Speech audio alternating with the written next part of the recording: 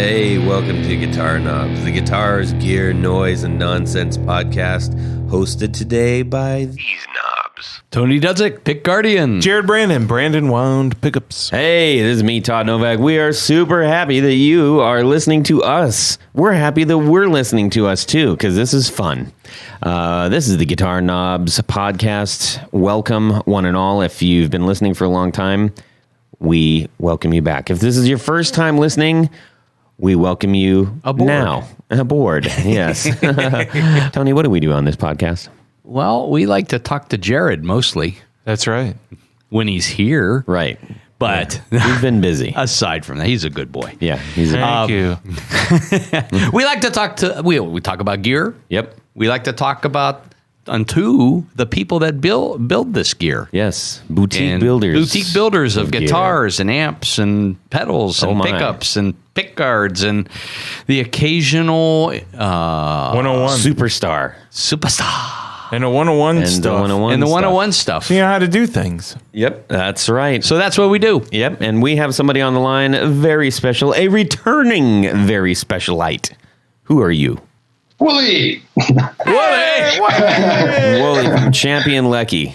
All right, for a second, I thought I was just listening to an episode. I was like, who's going to be on this week?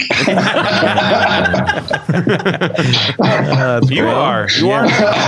I'm suddenly very nervous. It's like one of those dreams you have where you show up and you haven't studied for the test and all you have on are your underwear. But nobody noticed that that's all you have on. Yes. Yeah, and you can't write with them. The scarier version of is if I have Tony's underwear on. It was really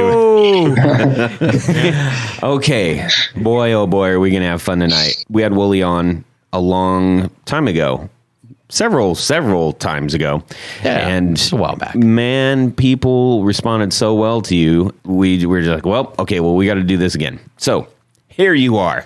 Around. We've been talking, of course, in between then, palling up and had some happy fun times in Akron at a show, and we sure wish you lived closer to us. Yeah. But oh well. But I guess that's good for all your pals in Philly because they would really miss you if they were gone. So That is true. yeah. Anyhow, enough about you. Let's talk about us.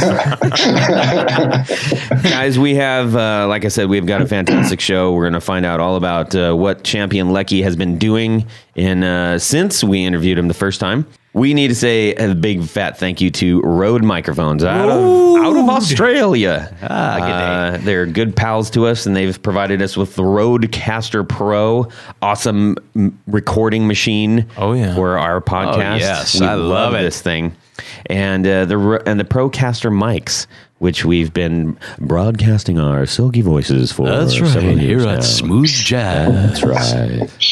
So, How about them articulating arms? the articulating arms are pretty fancy. Oh, So yeah. big thanks to Rode, and hopefully we get to hang out with those guys at some point. I would love that. You know, and I'll make just a quick statement here. Yes. From the NAMM show. Yes. Everybody that had one of their fancy cameras and stuff that Yep. had a microphone Oh, attached yeah. to it, all Rode. It was They're Rode huge all in day. the AV.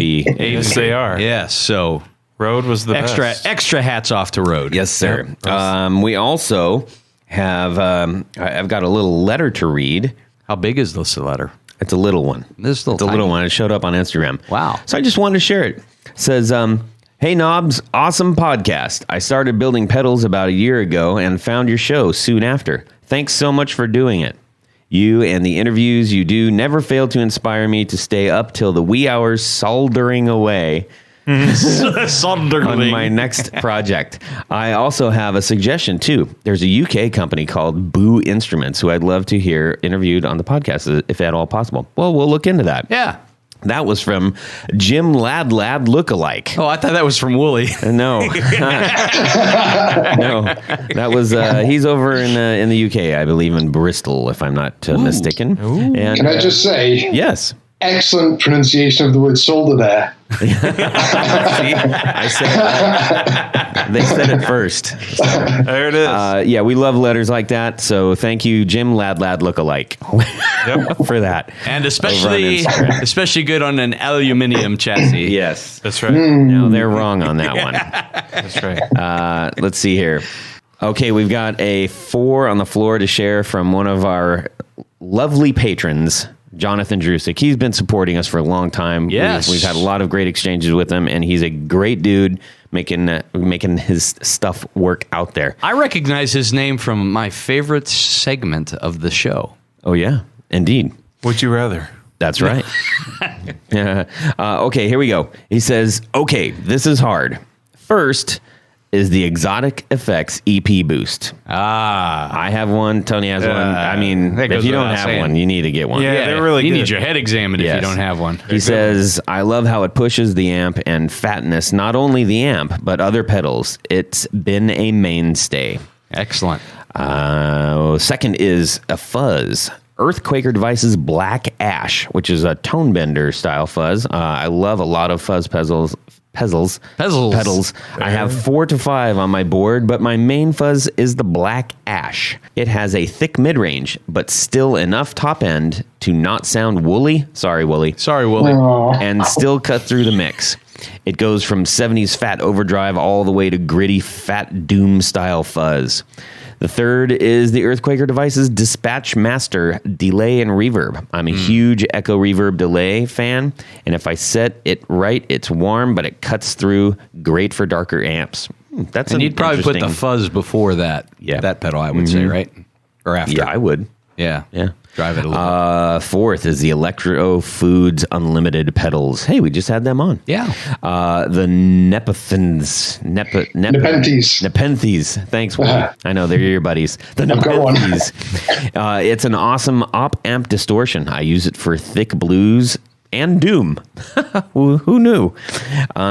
It has enough of a mid-range to cut, but it doesn't get over the top. Super versatile! Exclamation point. Thank you, Jonathan Dudzik.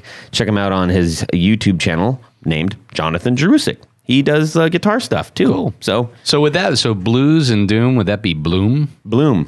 Yeah. I guess Excellent. so. Or dues. You're paying your dues. You're paying your dues. Yeah. All right. That was all silly and ridiculous. So, hey, everybody, what's going on now that you're back from NAMM? Tell us a little bit about NAMM.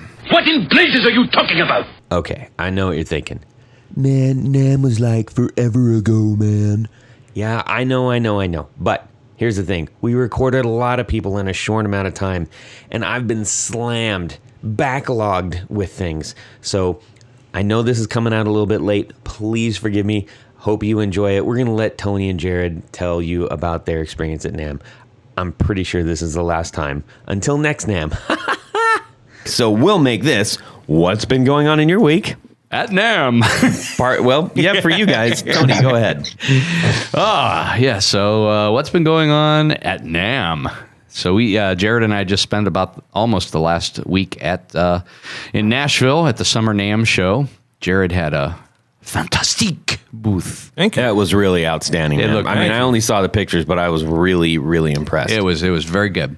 But you know what was really cool is, and I guess I should be used to it by now, but all these people that say, "Hey, we listened to the podcast." Oh, yeah. And a lot of the guests that we had on were all stopping by, or if we'd go to a booth and see some folks. We had a chance to go out at night with a couple of our friends, Brian Nutter. Oh, yeah. Oh, was a that's fun time. awesome. Yeah, Brian was a lot of He's fun. such a good dude. Yeah, and we just had a great time. Ate a lot of barbecue. Yeah. Oh, yeah. Twice. Saw some pretty cool things. Saw some things that probably shouldn't have been done. Oh, yeah. Our buddy Zach. Was the harp guy there again? The harp guy was missing in action. man. At least I didn't see him.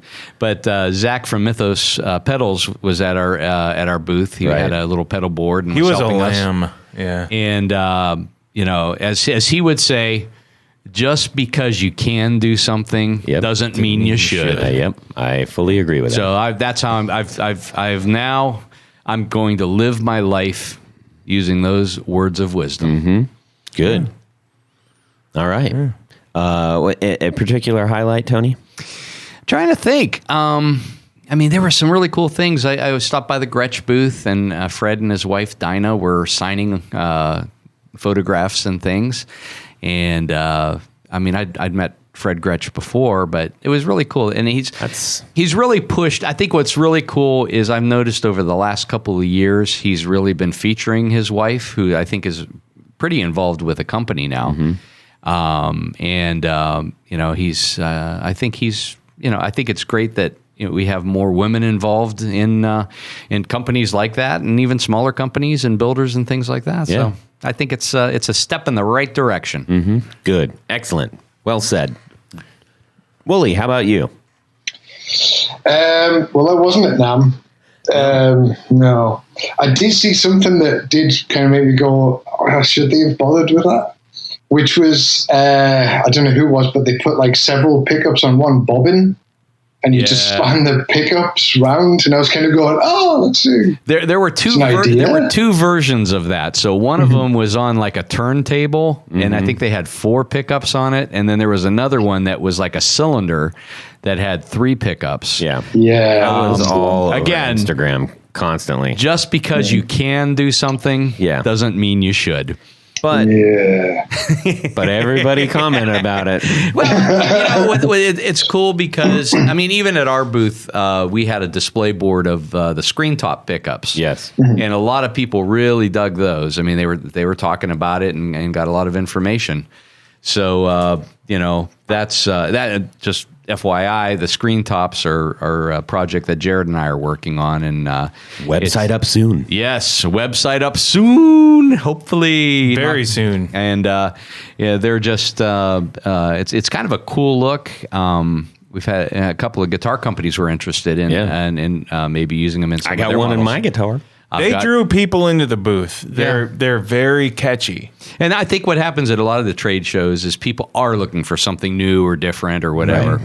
Right. Not that these are, they've been done before, but we think we have a wider offering. Yes. And certainly better sounding. Yeah, they are mighty good sounding. Ours are different than others. Yeah. They're slightly different. They have a different cool hue to them. Yes. A hue. Yeah. Hue. So, Wooly, was that pretty much it? You just saw that thing? No. Well, yeah, we was for NAMM because I was just kind of like, everyone's busy with NAMM. Yeah. So I just got on and built. But you remember last time when you were like, oh, so how's your week being in rock and roll? And I was like, I just bought a bass guitar. Yes. On a guitar show. And I was like, well, this time, can you guess what I bought? A bass? A zither. Electronic drum kit. Oh, God. So next time, that's awesome. Next time you'll be like, hey, so what are you doing? I'll be like, I'm into sculpture or something.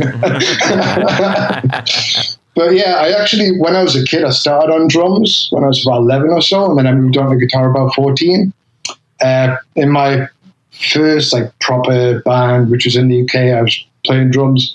And then after that, because I was in China and playing there, I went back on the guitar, and I just kind of missed it. And the friend was like, I'm thinking about trying drums. And I was like, you know what? I should totally do that. So I've got my drum kit in the basement. Oh yeah, also recently me and the wife just bought a house in South Philly. So all right, we moved in April. Fantastic. And then there's just been the water's coming in through the ceiling when it rains, so we'll have to get that fixed. It's all knob and tube and ungrounded outlet, so we'll have to get that fixed. You can fix both of those with ramen and glue. Or 5 gallons of gas in a match. Yeah, you got to get that Leccy up to snuff. Yeah. Yep. That's cool. That's non-champion Leccy. Yeah. Jared, how about yourself? Yeah, NAMM. If it weren't for Tony and my friend Pat Murray with Coop Guitars and of course Zach Broyles with Mythos, it wouldn't have been near as good as experience as it was. Mm-hmm. So first of all, thank to those guys, and thank to you as well for the helping me design the banners. You bet. Yeah, those look good. And the really shirts. And people loved all that stuff too. So you bet. I had a piece of my good friends with me to help me throughout this whole thing, even though you weren't there. And a lot of people did ask where you were, man. So, I was here. Yeah, I know, man. Family's more important than them. You got to do what you got to do. Yeah, but next exactly. time, if you can't make it, we're definitely getting the life-size cutout. Yeah, it was a great time. So we saw a lot of fans of the podcast, and I made some really good connections. Great. I saw it's really funny. There was a pickup builder right behind me, Benson. And I went over to introduce myself. Really nice guy. And his voice really reminded me of Johnny Balmer. Okay. So it's really cool. So, we got along. We talked a little bit, whatever. And I said, yeah, I'm right behind you. And I moved the curtain, and my winder was sitting right there. So that was kind of funny. Yeah, that was a really cool feature too. I mean, I was a little skeptical at first about bringing a winder. Oh, it drew people in. That drew more people in because the things were spinning. And now watch. You're going to see more of those. Well, I think next time, what I told Jared, because everybody was asking, "Are you going to wind pickups? Are you going to wind pickups?" So I think I'm going to convince them to maybe on a smaller scale, have a pickup winding demonstration at noon or something like that. A smaller each day. Scale, sure. I think we should do that. I agree. At the end of NAMM, Winter NAMM, all the Benson people were trying to take a picture, and at the same time, I was taking my banner off. Yeah, but I had no idea because I was on the other side of the curtain. Mm-hmm. So apparently, from the time that they took the picture and the time I was taking the banner off, I had crinkled their banner. Oh boy, it was more than crinkled. It was like half folded down. Oh. Yeah, and they were like, "What is going on?" He came over and said, "You sabotaged their picture." I was like, "Oh, I'm sorry," but it was really funny, and it just happens to be another pickup company that made it really funny. Yeah. But, did you have a highlight? My highlight, to be honest, man, I hate this. I don't know. Probably Gibson and Fender being there. I know they're the bigger companies and we're all about the smaller, but I grew up on Gibson and Fender, mostly Gibson. Gibson must have had 300 guitars. And there. because, I mean, it was impressive. They're what right was there. the overall sort of The atmosphere? Yeah, around that. I think everything was fine. It was very saw, positive. What's his name? Mark McGeezy. Yeah, he was floating around a little bit. Taking pictures with everybody and being That's cool. good, man. So- He's taken such a shellacking. Yeah. And he was, it's hard because everybody loved him. Yeah. But from Norm's stuff. Yeah, I mean, exactly. that's how he got, pretty much how he got that job. He was the same Mark when he was there. People were getting selfies with him. And I mean, for better or for worse, he's more famous now than he was before. Yeah. And we almost got an elevator ride with JC, the new CEO. Yeah, the CEO. Yeah, I mean, they were all over the place. It was great seeing. Also, we had some reps from Seymour Duncan and Fender come to my booth and introduce themselves and cease and desists and none of that. None of that. They were actually the two Fender folks. They were winders. Yeah, they worked in the and So I mean that felt really good to have them come by the booth and talk shop with them. And but awesome. I'm going to go back and say the coolest thing, because I hadn't been a vendor before. Yeah, I attended a lot of shows, but Wednesday, when we were there setting up, it was a really cool atmosphere. It just must have been electric. Oh, because it's like a bunch of worker bees, and people are putting their things up, and, right? And kind of like when we go to the shows and we're setting up, it's like, this is good. This is fun. Yeah. It was really cool. So I'm glad Jared did that, and I'm glad I was able to help him. Man, all right. How about you, Todd? What's going on? Well, my folks were visiting this week, so I couldn't really. I didn't have the heart to just make the house shake like I normally do, but I had a show coming up, so I did have to practice a little bit.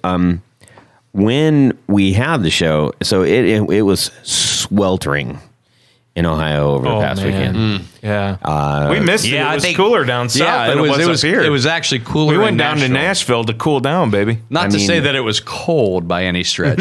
I was pouring sweat on stage, and the problem with that is my left hand.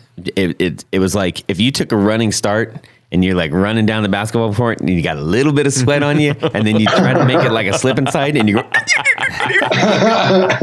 That's what it was like. And so I unpacked my guitars after the show the next day, and they're just covered in goo. And so I'm thinking to myself, I'm like, man, this was problematic because it was like breaking, like a break. It was like stop. So I was stuttering down the neck on occasion. Yeah, and it was messing with my head a little bit.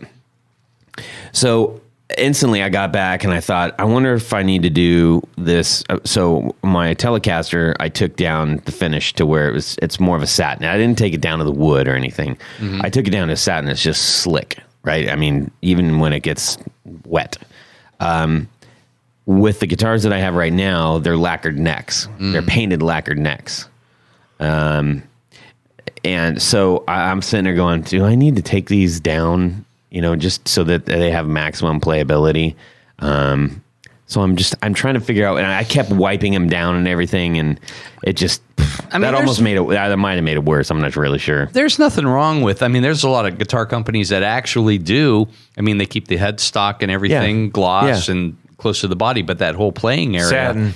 It's either satin or you can hit it with a little bit of tongue oil, right? Micro mesh or anything that, basically you're going to dull out the finish. Yeah. Yeah. And that's, you can put, just a couple of pieces of masking tape where you want it to start and stop and then just go in between. Professionals, they just go through lacquer anyway. Yeah. They do. So it's eventually just down to, I had a Les Paul like that I bought. Yeah. Just down to the wood, man.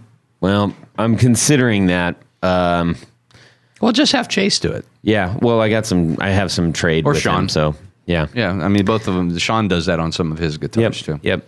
Anyways, that's kind of like, once you do that, it's like, well, you did it. Now you can always shoot lacquer over it if you want. I know. Anyways. See? Problem solved. Well, fortunately, they're player guitars. I don't have anything that's worth collectability, especially after I get done with it. So, oh yeah, especially with all that goo. Yes. Anyways, so that was a fun time. We had a good show, and you got a show coming up this week, don't you? We've got a couple of them. Really excited, and we changed our name. So, but that's a whole bit different thing. Oh, that's save it for another episode. Yeah, I will. All right, that was fun. We got a whole lot more because we got Wooly on the line, who's been very patient and quiet. Wooly, how are you doing over there? All right, I've got a cup of tea, so I'm fine. So Wooly sent over a couple pedals for us, and we were playing around with them. He sent over the Woozy and the Divvy and the Sausage Fingers. Yes. Yeah. So let's talk about that first, real quick, because I think those are your most recent releases, right? Yeah. The Divvy I made a while ago, and I've just kind of done some tweaks. I haven't released any for a long time, like maybe about a year. So I thought I should probably just bring it back. Wasn't the Divvy a one knob? It was, and that's why it was called the Divvy, because where I'm from, a Divvy is an idiot. So okay, it had one massive knob, which just made it louder. Right. And that was it. And then people were playing it, but at least one person blew up their amp because it was so loud. Oh, boy. So it was like, maybe you should put the master volume back on. So I was like, yeah. Yeah. And because it started as a harmonic percolator. Because it's such a percolator? Yeah. It's just such a simple but interesting circuit that you can do a lot with. Right. And I did some stuff with it, and I was like, that sounds pretty good. There's a lot of people who also do that, though. Like, yeah, you've got one. Electric Roots have got one. Dude, I think so many people basically have a harmonic perc-based pedal, and they all sound different. Yes, they do. But that's what's really fun about them. Yeah.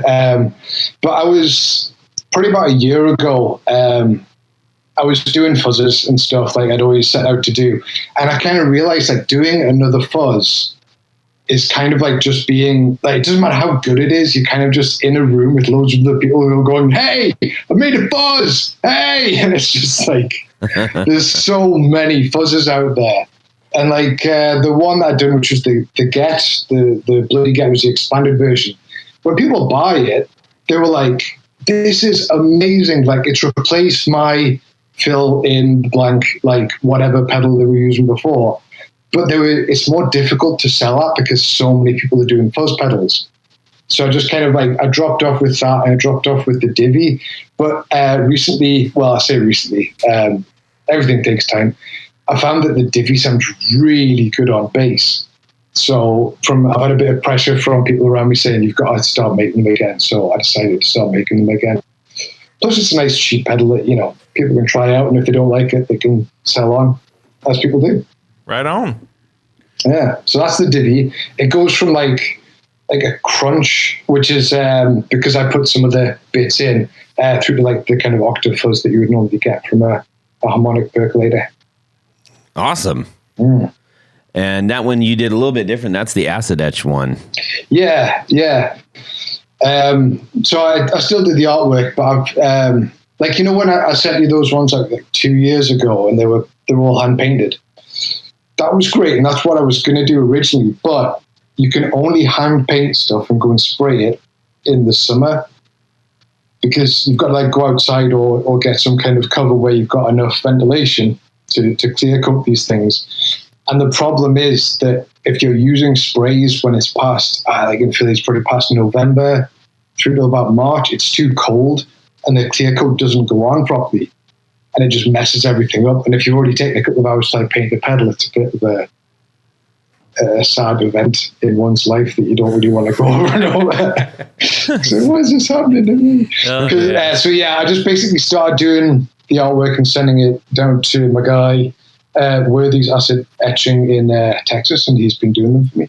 Oh, nice. That's good. Yeah. Right on. You did mention, I want to hit this really quick for those who haven't heard you before and are trying desperately to figure out what you're actually saying. Tell everybody where you're from. I'm from the northeast of England, which I thought would be good to describe, because I'm in America. I thought it'd be good to describe as the bit just below Scotland, because it's really close to Scotland. Yep. But now people, if I tell anyone that, they think that I'm from Scotland. Right. And so people are like, oh, you're Scottish. And I'm like, yeah, that's fine. That'll do. Because I don't have the typical English accent that people are expecting. No. So, I have had a lot of people who assume that I'm Irish as well. Uh-huh. And I don't bother correcting them because I'm not really asked. Just say you're a Saxon. Yeah. As long as the check clears, who cares? Now, and more appropriately, you're what is termed as a Geordie, right? That's right. That would be 100% accurate. And where does Geordie come from? What is the genesis of that term? No one knows. They all wore Jordache. That's what it was. Jordache. There's actually a few theories, but no one actually knows which one's correct. But people from Newcastle and the surrounding area get called Geordies. Interesting. And it's possibly because of the Geordie lamp, which was used, or it could be because at one time there was King George, and people from around Newcastle were fans of King George when there was some various splits, so they're called Geordies, but no one actually knows. No one can say 100% that it's definitely one thing or the other.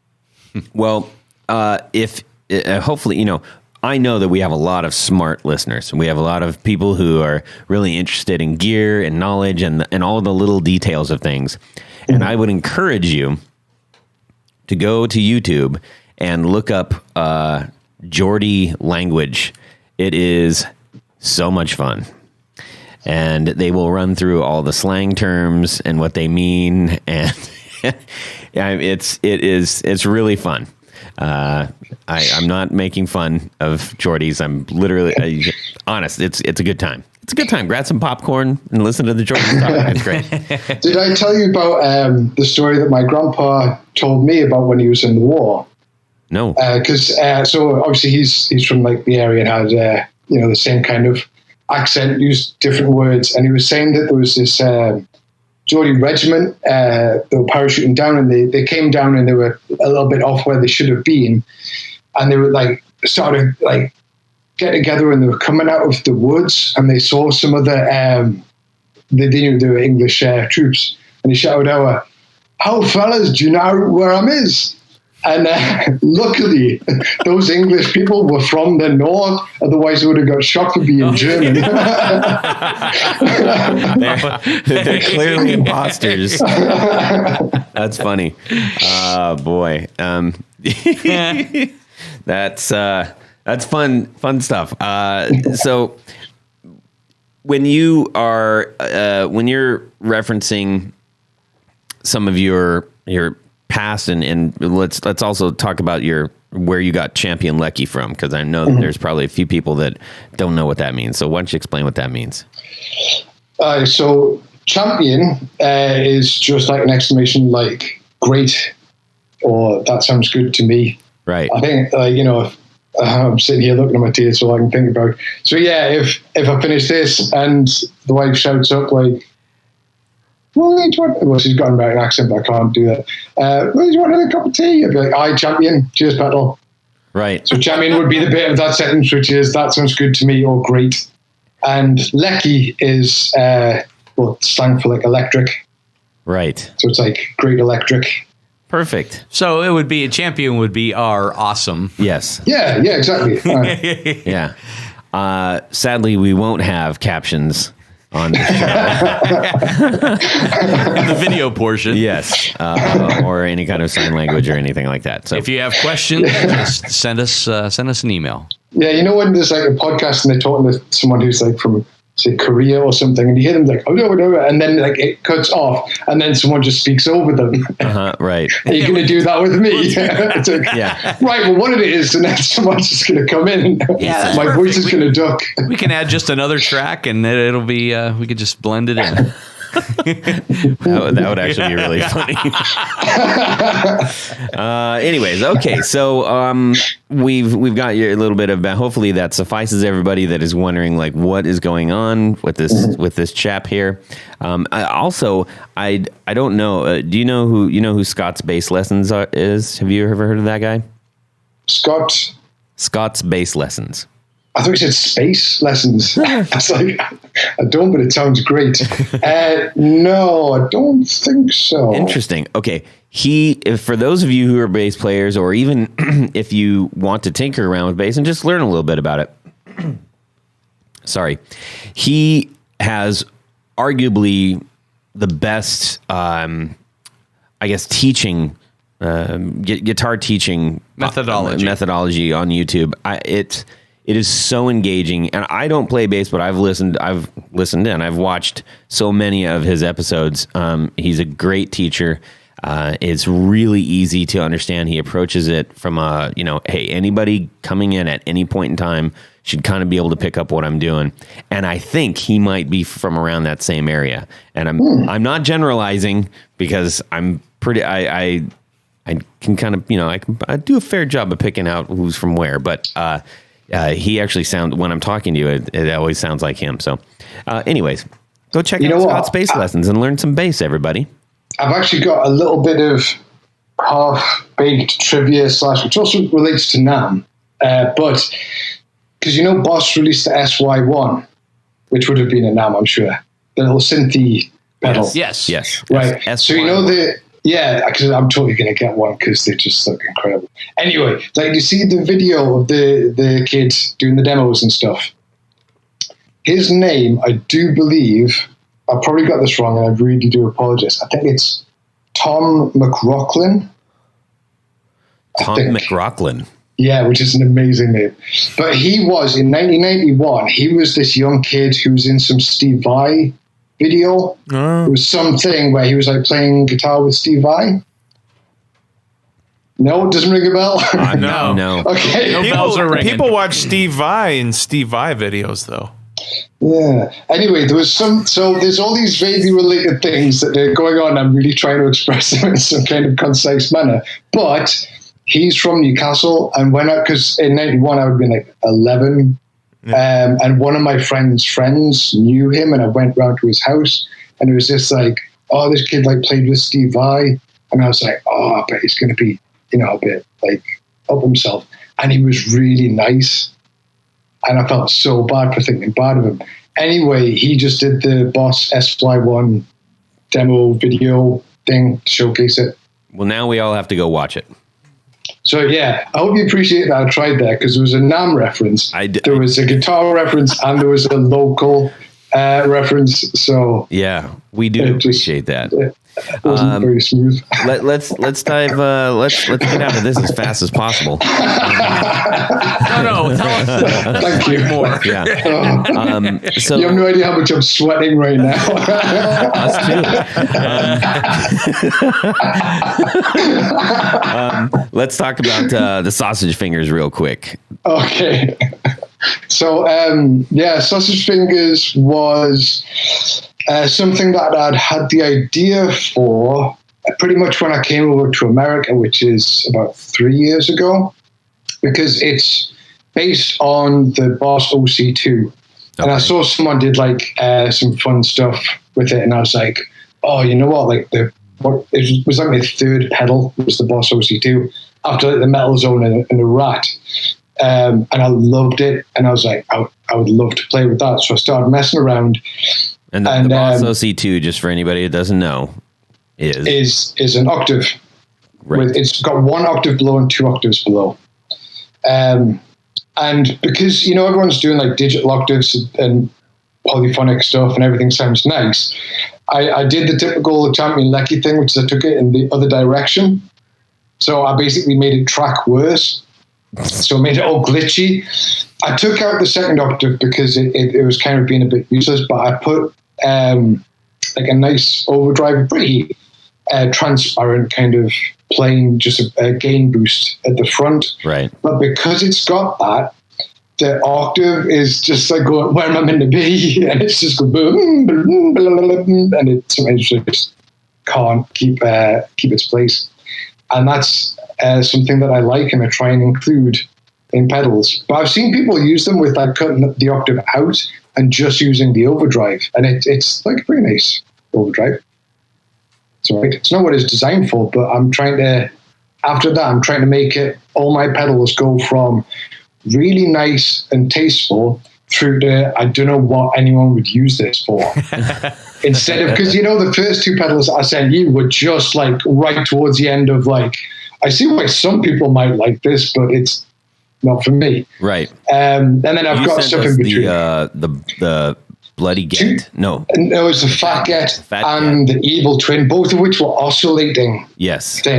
So they oscillate, and the oscillations just like mess up your signal, but it's not a clean, nice kind of thing. But yeah, I don't make either of those anymore because I think they're just a little bit too specialized. So yeah. So on yours, what are the octaves on yours? Is it the same as the OC2? It's just 1 octave below, but there's a little hack where you basically cut out part of the circuit and it's just a square wave.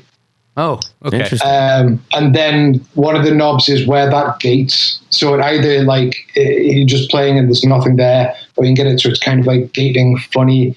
And it gates differently on the low strings and the higher strings. And then if you put it all the way around, then you kind of get like and then when you're not playing and it plays everything with this kind of fuzzy square wave, and then somewhere in between is like a nice gate where you want it to be, so you can get loads of different effects. But I mean, it's not, a lot of the stuff that I do is not just for guitar. It's for whatever. Like people put drum machines through it, right? And you get really interesting effects. Play the bass through the sausage fingers, right? Yeah. Mm-hmm. So I want to call attention to. Okay, first of all, if you haven't seen Champion Leccy or don't know what we're talking about, get over to Instagram real quick and just do a quick browse, and you will quickly gain a love and appreciation for his work, I'm sure, without even hearing it, because he makes some of the most interesting and fun and unique artwork in the pedal world. I want to call attention with your Geordie background, I think comes also a different kind of sense of humor. And you always bring that to your pedals. So I just want to talk about the knobs really quick. One is called Meat, and that is the mids boost for the octave. Another one is called Lard, which is your octave level, of course. Span, which is the gate for the synth mode. Mm-hmm. You have a toggle switch called gristle. Mm-hmm. And that basically turns on the synth mode, right? Mm-hmm. Yep, that's the one. That's right. And you have one called hair, which is gain, which is, I figured that one out, which also destabilizes the octave, which is very interesting. And one called bone, which is basically just volume. Yeah. But it's the volume of just your direct level. Just the volume of the direct level. Yes. So what was, it's, it's just a lot of fun. So throw away the manual and just figure it out yourself and have a good time, right? Yeah, I try to have descriptive names. And I know some people hate it and they're just like, can you not just call it gain and volume? But I think it kind of like adds a bit of character. I hope. I think you bring a really interesting, I guess maybe point of view to the pedal game where, everybody I think probably is trying hard to make these things. Maybe, I don't know if it's serious is the right word, but they don't get too crazy with everything. They want to make sure everybody understands how to use it, make sure it's really effective, make sure it does the thing that it's supposed to do. Yours is basically like having a rubber chicken for a holster for your gun. If you can imagine a cowboy walking up with two rubber chickens. I like that. Yeah. But don't worry, there's a big gun inside of them. Let's talk about the woozy real quick. Yeah. So before I even came to America, when I was really just planning out whether I was going to do Champion Leccy, how much time I was going to give it, and what kind of things I wanted to build, I had this idea for random vibrato. And I was like, okay, yeah, because I like to make things that are not that I kind of haven't really been done or not done to a certain extent, or things that aren't necessarily for everyone, but would definitely be fun to play. Right. So I had this idea and I kind of left it for a while because I was like, oh, I'm going to build this, or this one came together and I need to sell this to make money. And then I kind of just thought, this is one of like my really kind of original ideas. If I don't do it, someone else will do it. And so I started on it and then it became the woozy. So I still haven't done it, but I have the woozy. So I was going through all the options for vibrato and things that can change the pitch without going the digital signal processing kind of route. Right. And I found the PT2399, which is in a bunch of pedals. People will know it as I'm doing bunny fingers, like analog sound chip. So doing bunny fingers. The PT2399 2399 is a chip. Yes. So it's a chip that does delay, and people refer to it as like an analog chip. It's not. It's technically a digital doodad. It's got an analog digital and digital analog converter in it. So it is being digitized, but it has an analog sound, and it's not DSP, which is, I think, why people get confused. But can you explain what DSP is really quick? Digital signal processing is where you use fancy things that I am totally not capable of doing, and they take your guitar signal and they do fancy computer things with zeros and ones. So think Strymon or yes, exactly. Caroline guitar or something, or not Caroline. I'm sorry, Strymon or fancy things. Let me say that again. Think Strymon for that. Yes, and a couple other Empress. I think also they got good stuff. That kind of stuff. Yeah, we like Strymon. Yeah. I mean, it's some people don't like it. I think it's pretty good, and you've got to be smart to do it, which is why I didn't. So yeah, I used the PT2399 because it's a really fun thing to play with, and you can do loads of stuff with it. And like when you play on a delay and you go wee wee with the delay time. Yeah, that's what it does to get the vibrato. Gotcha. Right. So I was like, I'm going to mess around with that. And I mean, I think because I sent you like some of the early schematics and stuff, right? Yes, they're all over our wall. It's really cool.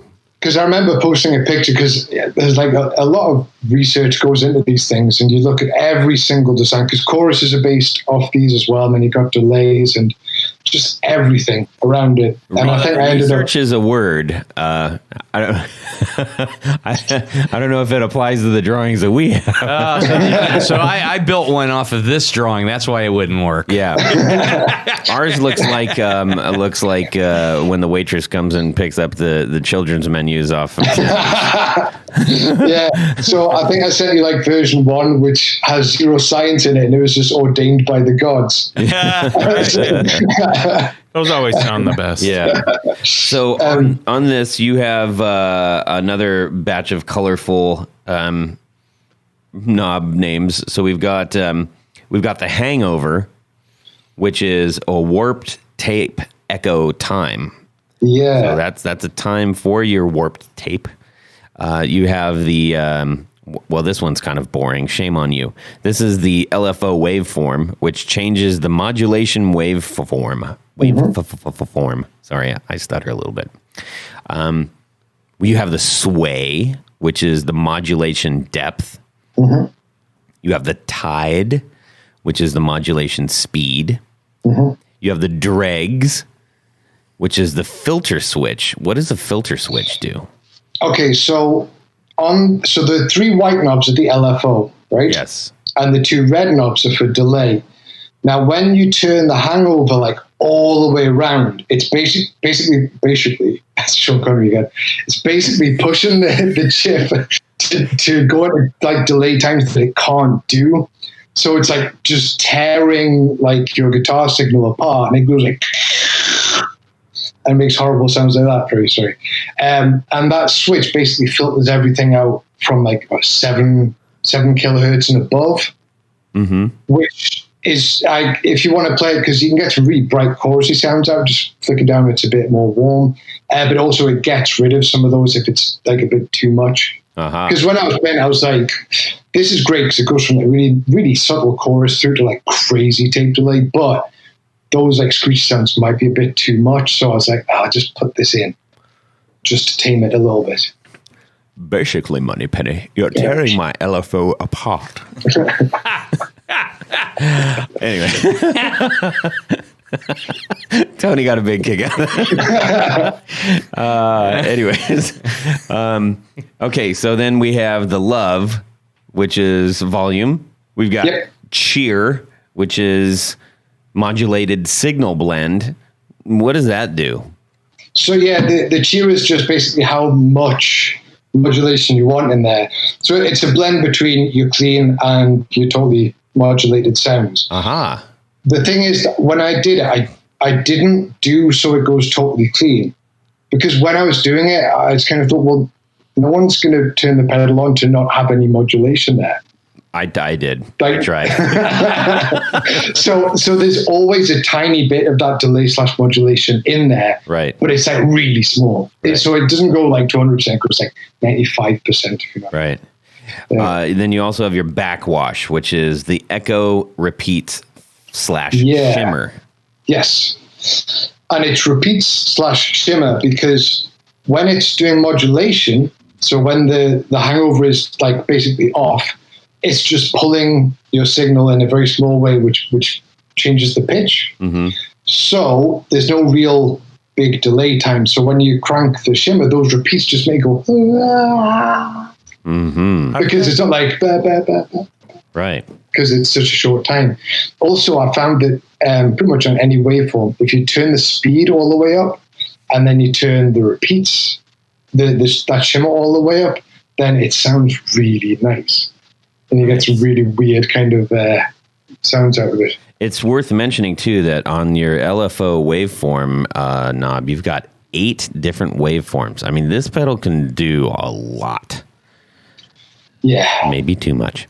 And just for everybody who isn't familiar, will you describe what an LFO is?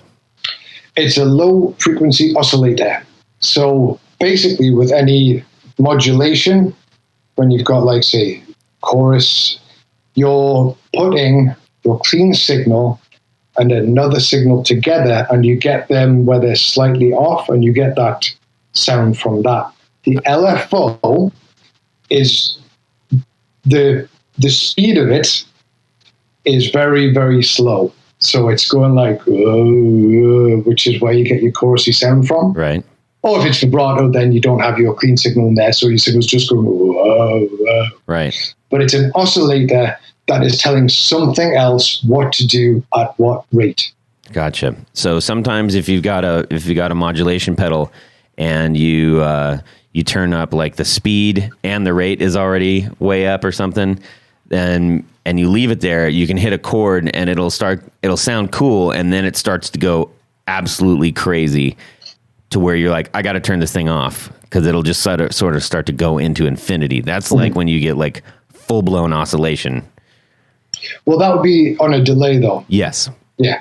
Not on this one. This one goes full blown crazy no matter what you do. Talk about. Can you tell me a little bit? Is there any significance behind the artwork? You have one of my favorite little drawings. The skeleton man in the boat. Yeah. So originally the art was going to be this Japanese thing called the where was it? Umibozu. So Umibozu. Unibalzu? What? Umi. Bozu. Bozu. Yeah. Umibozu. So Umibozu, I can't remember the story exactly, but it's basically this massive sea monster that is a monk, and it just capsizes boats, and it wants alcohol or something. I can't remember. That's one evil monk. That is. But yeah, it's this great Japanese mythology, Yeah, and it was like because I wanted the concept of this to be like being at sea and drunk, and that was like perfect. But there's another company, I can't remember them off the top of my head, but they have the Umibozu in their pedal art. Oh. And I try, and it's just a small company, but I try always to not do something that someone else has done. Sure. Like as much as possible. I know like some people don't care, but I really try and be original with everything that I can do. Sometimes it's impossible, but if they've already done that, then kudos, they got there first. So I went back, and it was there's actually a pedal with the same guy, but I hand painted it. And that was in the very, very early days of Champion Leccy when I just did like some kits and sold them, where basically I was working out how to hand paint stuff and how to like sell stuff and all that. And I was like, I'm just going to start with some kits. That was like a few years ago. And he's off that. He was off one of them. And I was like, oh yeah, I'll just use that. Because my friend was saying, just use that because it's a good idea. And I eventually listened. Aha. So I want to just throw out another big hurrah and props to the pedal that I have on my board, and Jared has one too, which is the Fettle Boost. And I think didn't you say you stopped making that? Well, I made, again, like in fairly early days when I was getting my own designs together, I made a few, and it's an original circuit. It's just a very, very simple kind of stripped down, try not to do too much with it and get it sounding nice and clean, boost, overdrive type deal. And then I was thinking like, well, people don't really associate this with what I do, so I might just not bother. And then when I sent you those pedals and you were like, have you got anything a bit more sensible? and then you tried it and you were like, this is actually pretty good. I love that pedal. Well, this is the thing, because everyone who, I've sold about, it's less than 10 easily. But people try them, because I sometimes take it to like shows and people try them and they buy them. Yeah. And people get back to me and they're like, this pedal is always on. Like this pedal is on my board. And like, they love it. So I've decided that I'm going to start making them. You should. Should. Part of what we do on the show, I think, hopefully, is we help to at least foster affinity for the brands that you may already like or may be curious about. Sometimes there's brands that we really, really like and we don't even have their pedals just because we like what they do or what they're about or their guitars or amps or whatever it is. Champion Leccy, you know, Wooly, you've got such a great brand aside from just the pedals, and it's one that I think at least I do, and I know a lot of others sure do, really like the brand and what it represents and the fun and the the artwork and everything. But maybe everybody's not ready for a sausage fingers or a woozy. But I'm telling you, that pedal boost is a really special pedal, and it is always on. And I play pretty straight ahead stuff. I don't have tons of modulation. I use that to power my SNK CMO Sludge, which is like a Sun preamp kind of thing, and it doesn't sound like any one pedal that I could get.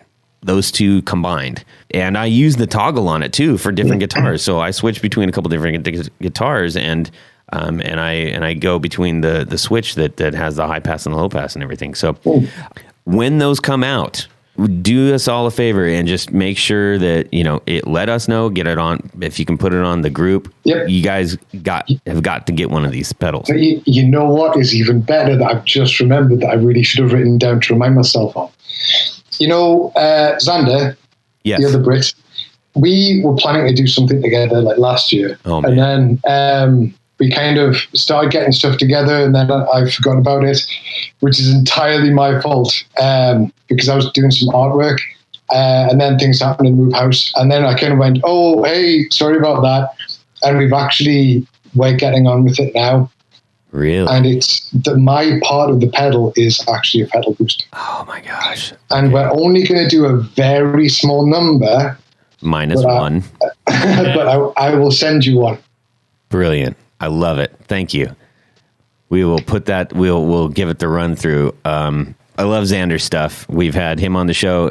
For those who haven't heard the Xander Circuitry show, please go back and give it a listen. I'm sure we'll have him on again in the next couple months because he's been putting out tons of stuff, and he's really, really ramped up his brand and his offerings. So I'm very excited that you two are both working together on something. I'm really excited about that. So now, aside from your own pedal building and your awesomeness that you do, you are very busy outside of that. Can you talk about that at all? Legally, I don't think I can because I might get deported. Ooh. Okay. No, it's just Looks like. Oh, wait, the other thing. I do a lot of work for other companies and small builders. I don't want to name any names just in case people that's cool. You don't have to name names. Uncomfortable with, because obviously everyone's trying to build their brand, and when people do make like handmade pedals, when someone's buying it, sometimes they're like, oh, it's handmade pedal, and it is, but maybe it's not made by the exact people who, and it's just some people can look on that negatively. So I don't want to name any names, but I do build a lot of pedals for other people. People contact me regularly and like, oh, I heard from so-and-so that you built some pedals for him. Can you do some of these? I think, we've brought this up on the show a couple times before, and I completely respect the, not naming names thing. Mm-hmm. I think hopefully, our listeners understand, like, it's not sort of a weird, shady, like, you're shipping it off to some foreign land to have unknowns make it. It's like the pedal community is utilizing the strengths of each other to to make things better and to make sure that they're able to get product out without having to send it off somewhere to have them all built somewhere else. And it's usually, as we understand, relatively community based. It's not like for me, the work that I do is all for small builders. In fact, I think you've had at least 2 of them on your show. Maybe not. Or maybe not. I may be lying. But yeah, they're all kind of like smaller companies. Like Boss isn't sending me stuff to do. I mean, they could be. Who knows? It's possible. Who knows? Yes. And I do some like PCB design as well for people. And that's great though, because it means that like some of these brands, because a lot of people, because I just do this, but a lot of people, they have a full-time job and they do it, or they just do that, but they can't build enough pedals, which is fantastic. Right. And so, it's very much a community-based thing. It is. And I would look on it like, a lot of people, such as yourself, you can't necessarily afford to hire on full-time help or anything. Yeah. And who better to turn to than somebody that you trust in the community if everybody's kind of leaning on each other for that, you're getting top level builds. And it's maybe even more amazing fingerprints on those builds. So yeah, I mean, the thing that you have to remember is not everyone can do everything. So, for example, like I do the artwork, but I don't acid etch or screen print my pedals. I send them off. There's a lad in Philadelphia who screen prints my pedals. Yeah, I will sometimes hand paint them, but I can't do that all the time. Yeah. So your early runs were all hand painted. Yeah. And I quickly realized that, like people aren't going to spend the money that I should be charging for them all the time. Yeah. Like, there has to be like more affordable options. Otherwise, you should make like when you do new pedal runs, like, do a couple of those, make them, because they're special. Yeah, I've actually got a few enclosures prepared for them, but I'm just being too busy to do it. Unfortunately, I mean, it's a lot of fun and I do like doing it, but yeah. So yeah, that's the thing. There's a lot of people who are great at designing pedals, but they're not necessarily great at soldering. Yeah, and so fair. People often just send me a bunch of pedals and like, can you make these? And that's literally all I do is I just put the components in and make sure that they're soldered properly. Yeah, I think that's an interesting kind of perspective on it, because I mean, it's same thing with guitars. There's a lot of builders who are like, yeah, I'm amazing at making necks, but I'm terrible at finishing the bodies. So they send them off to get painted, by somebody who's really, really good at it, so anyhow, so what's coming up for Champion Leccy? Ooh, so, yeah, I'm going to do some Fettle boosts, I've decided. So there's that and the Divi coming up pretty soon. Woozies are going out all the time because it's a pretty interesting pedal and people are enjoying those, which is great because it's paying the bills. Long term, I've got a fantastic idea for another pedal that I really, really want to get on with. And it's another modulation pedal, but it's probably not going to be ready until next year. Are you going to call it the pudding? I am now. It's going to be called the Skitter. The what? The Skitter. The skitter? Skipper. Yeah, the Skitter. Oh, Skitter. Skitter. Yeah. And I've got the graphics designed and everything. I'm really excited about it, but I've just been building so much that I haven't had time to make them. Like, conceptually, it's there. I just need to get on the breadboard. Can you give us a tiny taste of what that it might be? I really want to tell you, but if I say it and then someone else is like, that's a great idea, and I've got time to build that, and they might make millions of it. Totally fair. Because no one's done it, is the thing. I'll tell you. You can hardly contain yourself. I'm so excited. It's your idea, dang it. Does it involve LFOs? Yes. Actually, the LFO that's in the Woozy is the same one that I'm going to be using for this pedal. And I have to say that the LFO is one that I discovered. I didn't design it. It's by a small company in England called Electric Druid. And I found it and I was like, I don't need to do the LFO because this is perfect. Right. So, yeah, again, like, in terms of designing what goes into stuff, I did everything apart from the LFO. Yeah. But that's part of the research. That's part of when you're designing something, like the months that go into these things is finding the best way to do something. Yeah. And sometimes that means that you don't do it yourself. Yeah. I like that. Good thinking, man. We are excited now to hear what this new thing is. So we look for that for the future. That'll be great. Well, dude, thank you so much for hanging out with us and, catching up and having fun. I hope everybody gets a chance to check out Champion Leccy on Instagram and on your website and get yourself a Champion Leccy pedal.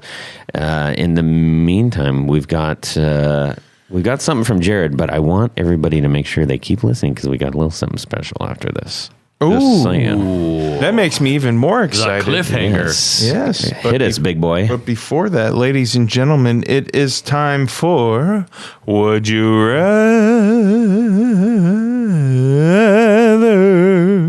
That was missed in the last couple episodes. Oh, I like the last one the best. Did you? Oh, man. All right. The dirge. Yeah. Well, instead, we're going to talk about right now. Oh. So this one comes from Ron Lister or Leister. Okay. It's Lyster. Okay. So I apologize if I messed that up. I probably did. So here's the would you rather. Unknowingly, and this is really cool. You want to read the bit first? Oh, yeah, let's read the bits. Yeah. So he sent a nice letter. He sent a nice letter, and this is what he wrote. Been totally binge listening to the knobs lately. One of the things I absolutely love about your show are the segments, especially Would You Rather, which always grabs me from the get-go. Here's my suggestion. By the way, our band is now called Volume Knobs, inspired by the volume creep we experienced during our sessions. Thanks for all the great information and inspiration. So, no, thank you, Ron, for listening to us. And we do this because of people like you. So without further ado, unknowingly, and I love this, a time thing, you pass through a time portal that takes you into Abbey Road Studios. That's right, Abbey Road Studios, where Jimi Hendrix, Jeff Beck, and Jimmy Page are jamming. All three at once? All three. Wow. Legendary producer George Martin greets you. Hello. He says, hey, Hello, Governor. you're just in time. We're about to start recording. Pull up a chair in the booth and you can chat with one of these blokes while the other two jam. I don't think George Martin ever used the term bloke. No. Or governor. I believe you. However, would you rather A, chat with Jimi Hendrix while listening to Pagey and Beck jam, or jaw with Jimmy Page while Hendrix and Beck play, or Oh, it's a three-way. this is a first. This is a first. it's a one-off, or C, sit and talk with Jeff while Jimmy, both the Jimmys, Both the Jimmies. And James, light it up. James Page. Yes. Ooh. So what That- do you mean by light it up? That's my question. Well, what do you think? Anyways, Play guitar. okay. This is so we saved this one for you because I know how much you love classic rock, Jared. Wow. This is a big one. This is a really great question. So this would have, we're assuming this is all in the same era. Is that correct? Yes. This would be like 1968-ish. Something. Seven. At Abbey Road. 7, 8, maybe. Okay. Yeah. All right. So Beck is post Yardbirds. Let's not complicate the I issue. just want to. They're all jamming around. They're all jamming, everybody's there. and that's They're it. just there. They're in their pajamas there. jamming. Yes, That's it. It's a pajama jam. I love it. It's a pants off, dance off. All right. Yes. That's right. Tony. Wow. That's, I think I would probably, I would chat with Jimmy Hendrix. Which one? Jimi Hendrix? Jimi Hendrix. Okay. While Page and Beck were jamming, because those two, there was a short period of time where I think both Beck and Page were in the Yardbirds. They were. And I thought their guitar stuff was always really good, and of course, Pagey was always just a studio Sure. Yeah. crazy man, Yeah. crazy man. So I think, I think seeing as both Page and Beck are still alive, Jimmy's gone, so Yeah. it'd be fun to chat with him. That's through a my great perspective. time portal. Yeah. Jared? He took exactly what I was going to say. For all the same reasons. Must be all that time we spent together at So NAMM. you wouldn't want to sit and talk to your hero? I want to talk to Jimi Hendrix because he's going to die. No, we don't know that. There's a time portal. We don't. You might be able to save him from dying. Yeah. Because if you alter history slightly, Don't do that. Then you mess up the space-time continuum. That's correct. wow. I don't know, man. It depends how the time flex capacitor You're gonna leave a is penny working. on the. You're gonna leave like a penny on the On the thing? mixing board from 1980, from 19 Wait, what year are we? We were in 2019.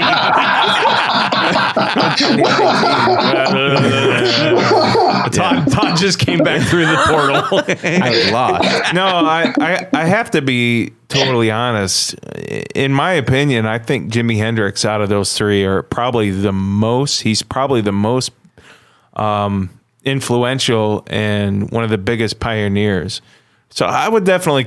I'm going to talk to Jimi Hendrix. I think he also has the easiest to understand accent. Okay. He was really cool, man. Wooly, how about yourself?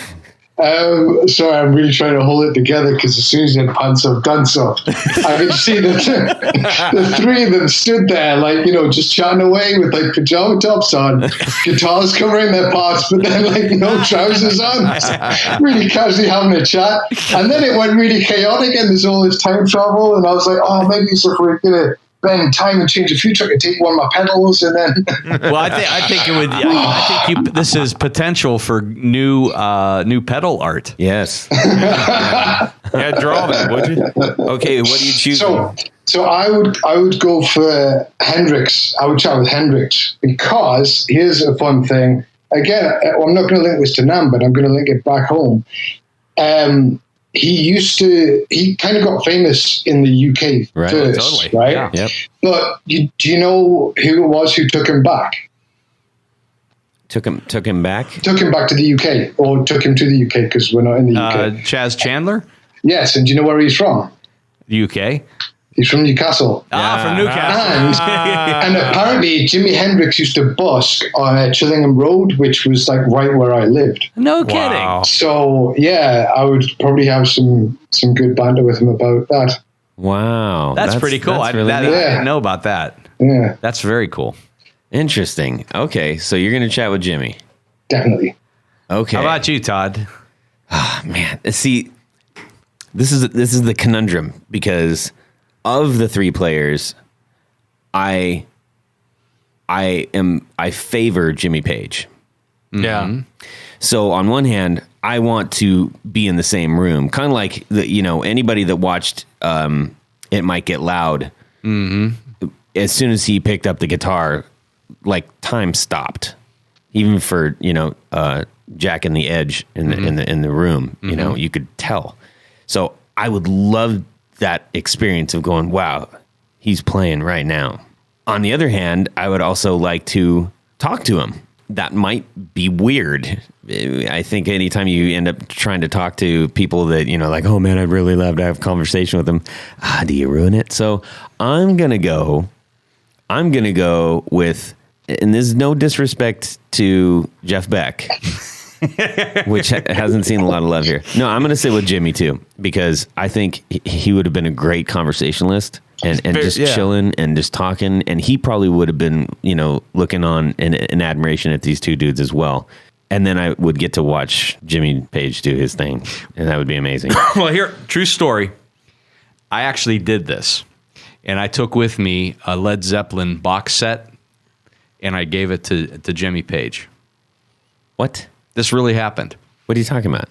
I went back in the time portal. Oh, you did? Yes. Oh, and that's how he got the idea to re-release the vault of all his stuff. Oh, that's genius, dude. That's what I did. And How the West Was Won. You're welcome. Right. And the You're Ford box welcome. set. Oh, gosh. You're welcome. Oh, what a stroke of imagination you have. I think if you asked the same question to Jimmy Page and Beck, they would both want to talk to.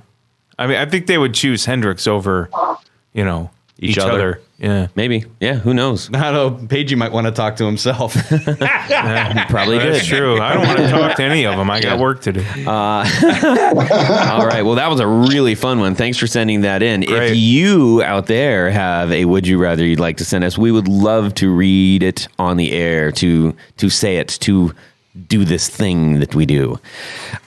So before we get on too farther, Champion Leccy, the brand, via Wooly, the man, has a little something for us.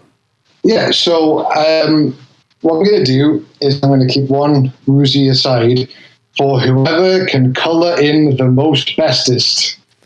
All right. So you've developed, not unlike the drawings that we've shared on our Instagram, you've developed a coloring page Yep. based on the Woozy. It's based on a bunch of my art. It's based on a bunch of your art, which Yeah. is crazy pants. Yeah, but it has got the little Woozy guy in there. Yeah, and it has some sausagey stuff too, doesn't it? Yes. Yes. Yes. Yes. Is there any haggis in it? Yeah. So what we're going to do is you're going to download this blank coloring page.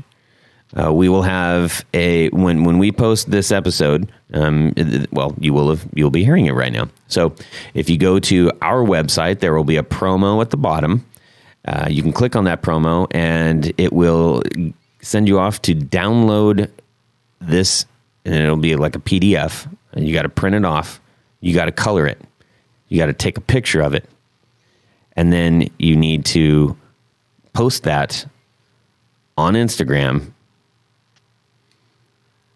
And you will have instructions on what hashtag to use. That's the way we're going to do it.